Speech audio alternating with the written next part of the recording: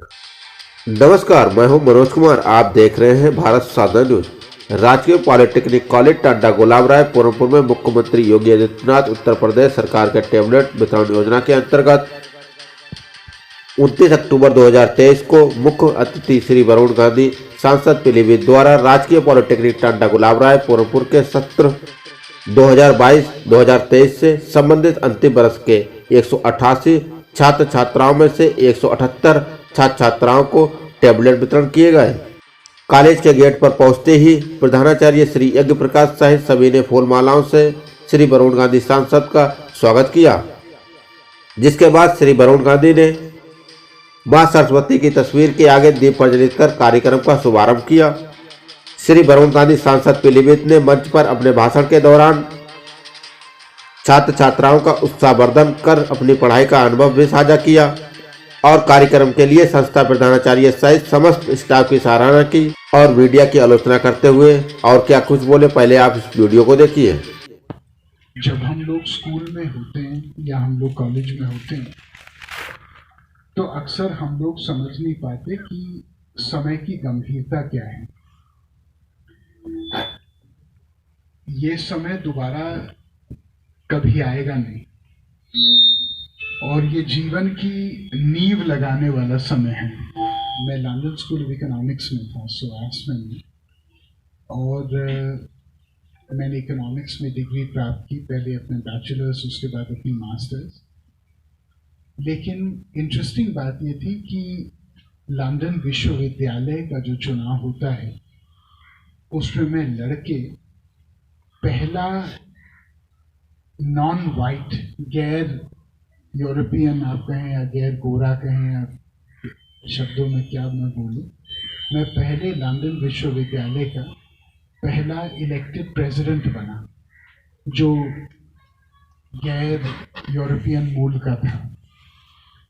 जब मैं वहां गया तो कोई सोच भी नहीं सकता था कि हिंदुस्तानी मूल का व्यक्ति, अब तो प्रधानमंत्री भी इंग्लैंड के हिंदुस्तानी मूल के बने हैं, लेकिन जब मैं गया था 97 में तो ये चीज संभव नहीं थी, वहां सांसद भी नहीं होती थी।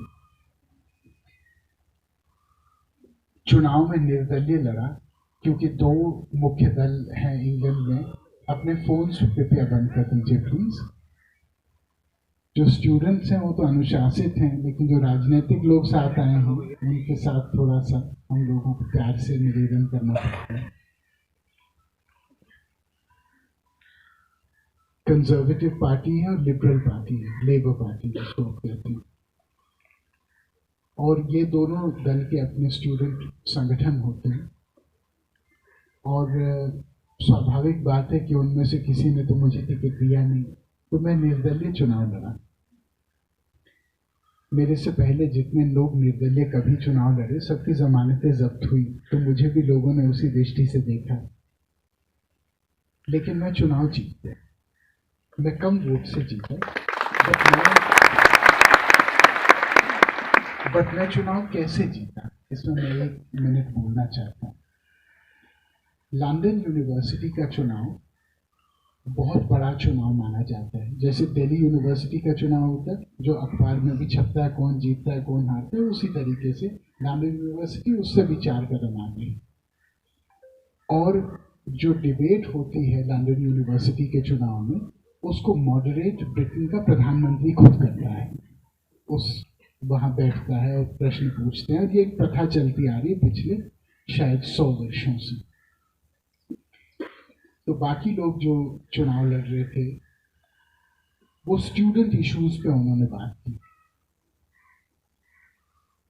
उन्होंने कहा कि फीस कम होनी चाहिए, कैंटीन में ये होना चाहिए, फलाना ये होना चाहिए, शॉर्टर वर्किंग आवर्स होने चाहिए, फलाना ढिमकाना। मैंने इन सब बिंदुओं पर बात नहीं की। मैंने केवल एक बात बोली। मैंने कहा कि जब मैं लंदन यूनिवर्सिटी के बारे में पढ़ रहा था तो दुनिया में अगर कहीं कोई बात होती थी, वो फिलिस्तीन में हो या वो अफ्रीका में हो या वो सामंतवाद के खिलाफ हो या वो कोई आक्रामक क्रांतिकारी पहल जो दुनिया में होती थी, तो लंदन विश्वविद्यालय अपनी आवाज हमेशा उठाता था उसके लिए, एक प्रगतिशील रास्ते के लिए। लेकिन मैं बड़ा हैरान हूं सुन के कि यहाँ जो डिबेट का स्तर हो रहा है वो तो ये हो रहा है कि टॉयलेट की सफाई किस तरीके से होनी चाहिए और कितने समय हॉस्टल में वापस आना चाहिए शाम को, और ये इसके लिए तो मैं यहाँ आया नहीं, इसके लिए तो मैं हिंदुस्तान में रह जाता। तो मैं तो यहाँ आया हूँ दुनिया में एक एजेंडा सेट करने के लिए, दुनिया में एक रास्ता तय करने के लिए, एक दिशा और दशा तय करने के लिए। तो मैं अगर अध्यक्ष बना तो एक चीज मैं आपको कह सकता हूं कि ये जो 25-30 साल से इस अखबार में कोई लाइन नहीं छपी इस विश्वविद्यालय के कोई कार्य के बारे में, तो हर हफ्ते हम लोग कोई ऐसा डंका बजाएंगे कि हम लोग देखेंगे। जब पीलीभीत में मैं 2009 में पहली बार सांसद बना, मैं एक कारण से आप लोगों को ये बात बोल रहा हूँ, तो मैं संसद में पहुंचा और मेरे अंदर एक भावना थी कि बिजनेस एज यूजुअल नहीं होना चाहिए। ऐसा नहीं होना चाहिए कि भाई जैसे बाकी करते आ रहे हैं वैसा हम भी करते आएंगे। तो पहली चिट्ठी मैंने सारे सांसदों को लिखी 2009 में। मैंने कहा मैं तो अपने तनख्वाह को त्याग रहा हूं और आप लोग जिन्होंने कम से कम 10 करोड़ अपनी घोषित संपत्ति डाली है, आप लोग भी क्या ये 50,000 1 लाख रुपए ले रहे हो, आप त्याग दो देश के लिए। और वो कदम करते करते आज तक हमने कोशिश हर बार ये की कि हम लोग ऐसी लाइन खींचें जो कोई और नहीं खींच रहा। जब किसान आंदोलन हुआ, 500 किसान शहीद हुए देश में, दिल्ली के तट पे। आप मीडिया पे भरोसा नहीं मत करिए, क्योंकि आप भी जानते हो और मैं भी जानता हूँ मीडिया इस देश में कितना स्वतंत्र है, मेरे से बुलवाइएगा मत। बट आप अच्छी तरह जानते हो कि मीडिया केवल लड़ाने का, लोगों को भड़काने का और लोगों को कुछ लोगों के फायदे के लिए घेरना चाहता है, और आप अच्छी तरह जानते हैं कि सब पैसे का खेल है। लेकिन मैंने आवाज उठाई किसानों के पक्ष में। मैंने सोचा कि जिस देश में 65% लोग खेती से कहीं ना कहीं जुड़े हैं, अगर 500 लोग देश की राजधानी के तट पे शहीद हो गए और हम लोग आवाज ना उठाएं, तो शायद हमारी राजनीति का भी कोई स्तर नहीं है और कोई मतलब भी नहीं है। हमने हर बार नए प्रयास किए और साधे। आप जानते हो मैं अखबारों में भी लेख लिखता हूं, मैं 17 अखबारों में लिखता हूं। यहाँ मैं अमर उजाला के लिए लिखता हूं उत्तर प्रदेश में, लेकिन मैं हर प्रदेश में नंबर 1 या नंबर 2 अखबार के लिए लिखता हूं। मैं क्यों लिखता हूं अखबारों के लिए? क्योंकि मैं नीतिगत सुधार में विश्वास करता हूं। नीतिगत सुधार ही देश को बचा सकता है। आज दिक्कत क्या होगी, हर चीज एक नारा हो गया। भारत माता क्या है? नारा है, भारत माता की जय। चलो बहुत खुश हो गए सब लोग, उसके बाद कुछ नहीं।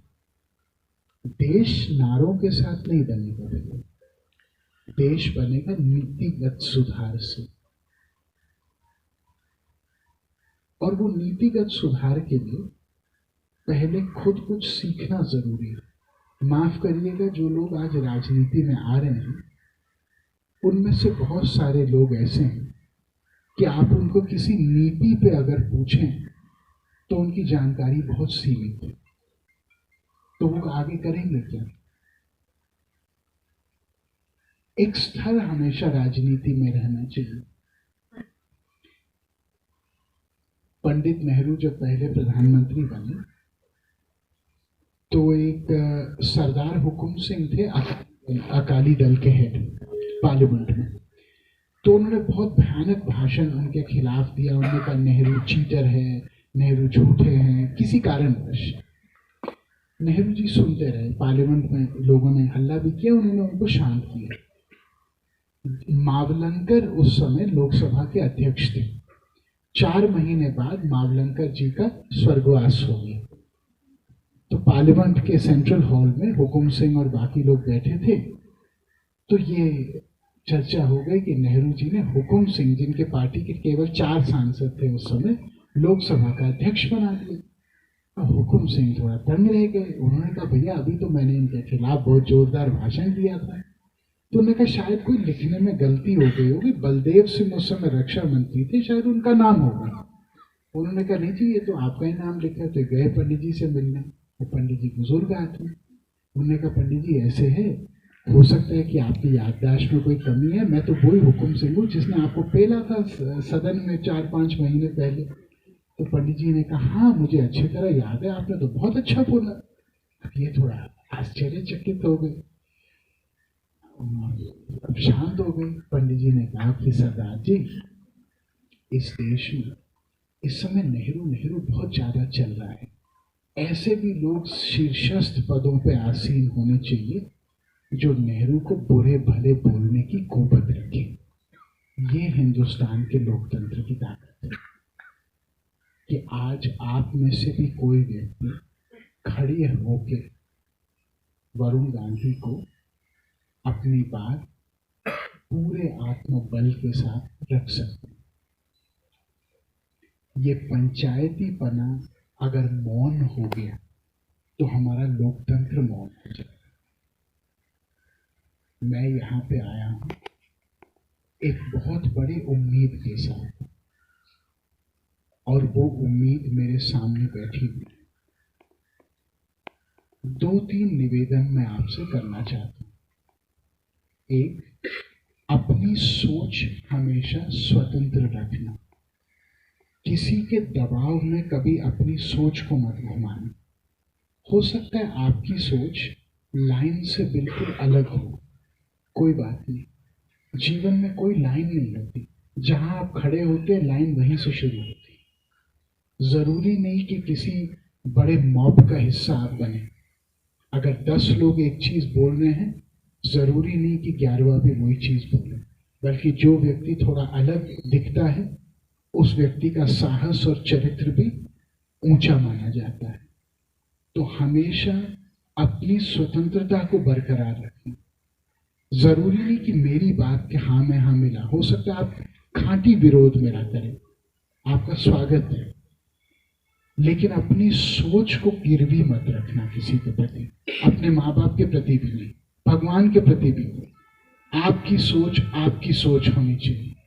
जीवन में प्रश्न पूछना जारी रखिए, अपने आप से भी दूसरे से। किसी चीज को बहुत इजीली एक्सेप्ट मत करना।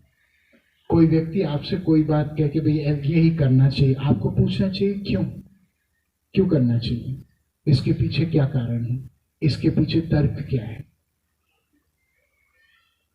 दूसरा, फायदे और नुकसान के बजाय कोशिश करिए। हर जगह आसान नहीं है, सब लोग मेरे तरह कफन बांध के नहीं चलते, लेकिन कोशिश करिए कि फायदे और नुकसान के बजाय सही और गलत का चयन करने का प्रयास करें। जीवन एक लॉन्ग डिस्टेंस मैराथन है। जीवन एक 100 मीटर्स की रेस नहीं है। जो व्यक्ति बहुत जल्दी चाटुकारिता करके, चोरी चकोरी करके, झूठ बोल के, फरेब करके आगे बढ़ता है, उसकी नस्ल कोई बहुत ज्यादा आगे नहीं बढ़ती। अगर आपको अपने लिए एक कद का निवेश करना है तो निवेश तभी होगा जब आपके अंदर वो गहराई दिखेगी। ईमानदारी बहुत जरूरी चीज है। दूसरों के नजर में गिरना संभव है, लेकिन अपने नजरों में गिरना बहुत खतरनाक है। जिस दिन आप अपने नजरों में गिर गए, जिस दिन आपको ये लगा कि मैं तो वैसे ही हूं, मुझे तो बस फायदा अपना लेना कैसे जैसे तैसे, तो फिर आपका जीवन खून नहीं है, फिर आपका जीवन पानी है। और पानी तो इधर उधर बहते रहता है, उसका कोई स्थायित्व तो नहीं। पर मैं ये चाहता हूं कि आप लोग जीवन में अपनी छाप छोड़ो। बहुत पैसे आप कमाएं, ये आशीर्वाद मैं आपको नहीं दूंगा, पर एक आशीर्वाद मैं आपको जरूर दूंगा कि जहां भी आप खड़े हों वहां लगे कि हाँ कोई इंसान खड़ा है, कोई वाकई कोई आदमी खड़ा है, वाकई कोई महिला खड़ी है, एक भारीपना हो। ये आशीर्वाद मैं आपको दूंगा। ये चीज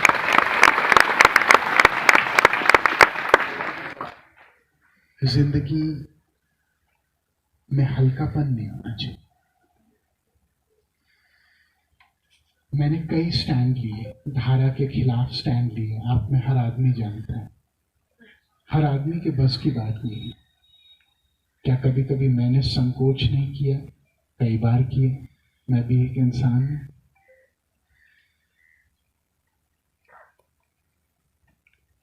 लेकिन मैंने एक चीज सोची, हम सब लोग या हम में से कई सारे लोग भगवान को मानते हैं।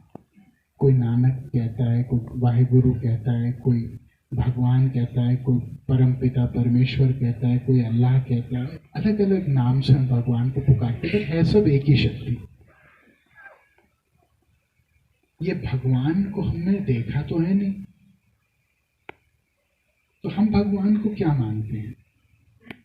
क्यों मानते नहीं, क्या मानते हैं? भगवान एक ऊंची तरंगे को कहते हैं, एक नोबल वाइब्रेशंस, एक हाई वाइब्रेशंस को कहते हैं। लेकिन हाई वाइब्रेशंस तक हम पहुंचते कैसे हैं? कभी आपने सोचा? दो पत्थर होते हैं, एक पत्थर कहता है मुझे मत काटो, मुझे मत तराशो, मुझे ऐसे ही रहने दो, और वो पत्थर क्या बनता है? रोड का कंकर बनता है। वो बस ऐसे ही आपके पैर के नीचे, आप उसके ऊपर चलते हो। और एक पत्थर होता है जो कहता है हाँ ठीक है, जितना जिंदगी को मुझे काटना है काटने दो, जितना तराशना है तराशने दो, जितना मेरे ऊपर काम लोग करेंगे करने दो। और वो फिर क्या बनती है? वो मूर्ति बनती है जिसकी पूजा होती है मंदिर में। तो हमेशा याद रखना कि जितना जीवन आपको काट रहा है ना, उतना ही आपको बना रहा है। केवल आपके कर्म नहीं कट रहे, आपका चरित्र का निर्माण भी हो रहा है। तो कभी भी संकोच मत करना आलोचना से, संकट से और संघर्ष से। संघर्ष ही आदमी को आदमी बनाता है। आसानी से आज तक आप किसी महापुरुष के जीवन की गाथा पढ़िए, आपको दुखी दुख उसमें लगेगा। मतलब जिनको भगवान कहा जाता है उनकी गाथा पढ़िए, भगवान श्री कृष्ण की पढ़िए, जीसस क्राइस्ट की पढ़िए, किसी की भी पढ़िए, सिख गुरुओं की पढ़िए, किसी की पढ़िए, आपको नहीं लगेगा कि उन्होंने ऐश किया या राज किया। आपको लगेगा उन्होंने, बेचारों ने विपरीत परिस्थितियों में संघर्ष ही किया। क्या महात्मा गांधी ने संघर्ष नहीं किया? क्या बाबा साहब भीमराव अंबेडकर ने संघर्ष नहीं किया?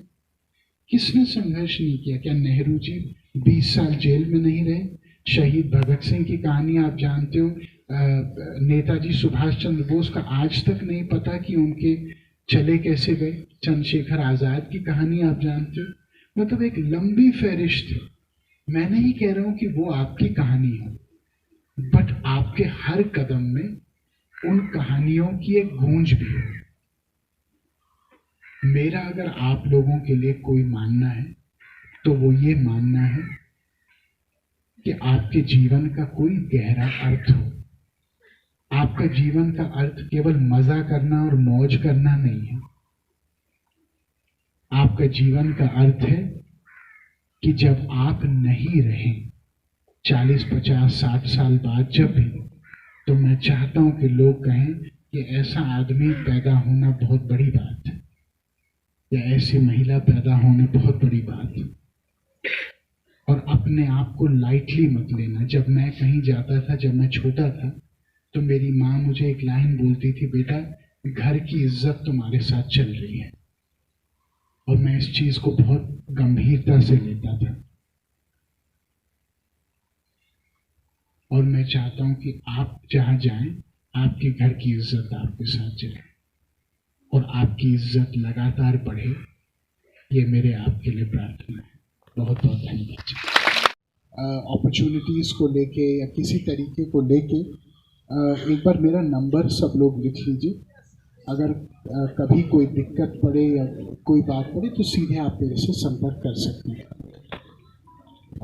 मैं बोल दूं नंबर जी, 98 99 99 9899 755 006। मैं फिर से बोल रहा हूँ जी। क्या कह रहे हैं? फिर से जब मैं आवाज़ ऊंची करता हूँ तो फिर दिक्कत हो जाती है। मैं सॉफ्ट स्पोकन ही ठीक हूँ। 98 99 755 006। क्या आप लोग लिख पाए? 9899 755 006। अभी मैं दौरे पे हूँ पूरे दिन, तो आज मुझे मत फ़ोन करिए, लेकिन आगे कोई दिक्कत हो तो प्लीज़ मेरे से आप संपर्क कर सकते हैं।